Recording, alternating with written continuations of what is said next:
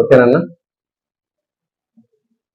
మరీ ముఖ్యమైన ఆశ్చర్యకరమైనటువంటి విశేషం ఏమంటే, నిన్న ఈశ్వరెడ్డి నగర్ పార్టీ జాయినింగ్లలో వాళ్ళ గ్రూపులలో నిన్న ఉదయం 200 మంది సోమవారపల్లె పంచాయతీలో వైఎస్ఆర్సీపీ నుంచి టీడీపీలో చేరిక అందరూ ప్రజెంట్ కావాలా అని పెట్టినారు ప్రెస్ వాళ్ళకి. అక్కడ ప్రెస్ మీట్ లో 50 కుటుంబాలు అని చెప్పినారు. నేను ముందు కూడా చెప్పినా పదే ఒక్క వైసీపీ కార్యకర్త పేరైనా చెప్పండి.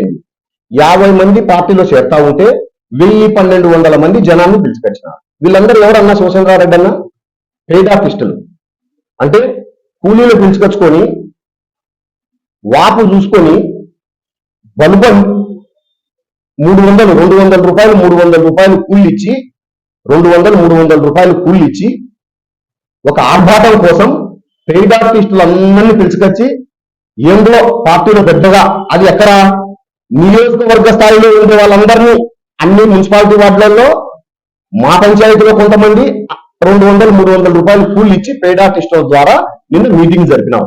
అయినా ఇప్పుడు ఈ ప్రొద్దుటూరు ప్రజలంతా ఏమి నవ్వుకుంటున్నారంటే, శివచంద్రారెడ్డి ఆ మీటింగ్ లో ఉన్నారు అంటే అక్కడ పెయిడ్ ఆర్టిస్టులు ఉంటారు అని చెప్పి పొద్దుటూరు ప్రజలందరూ నవ్వుకుంటున్నారు.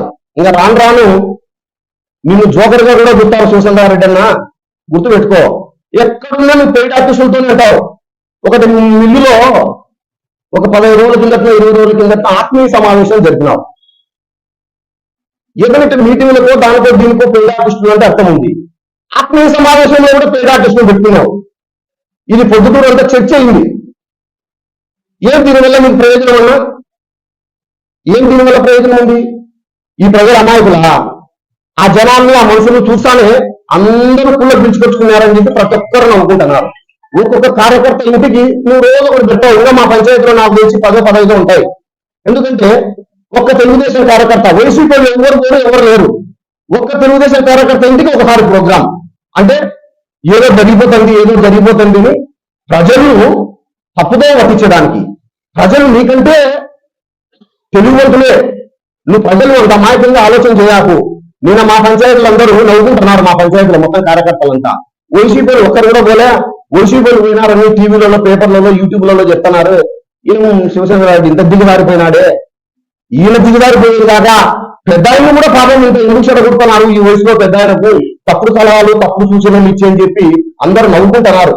దీన్ని ఒక్కసారి ఆలోచన చేసుకొని రెక్టిఫై చేసుకో శివచంద్రారెడ్డి అన్న.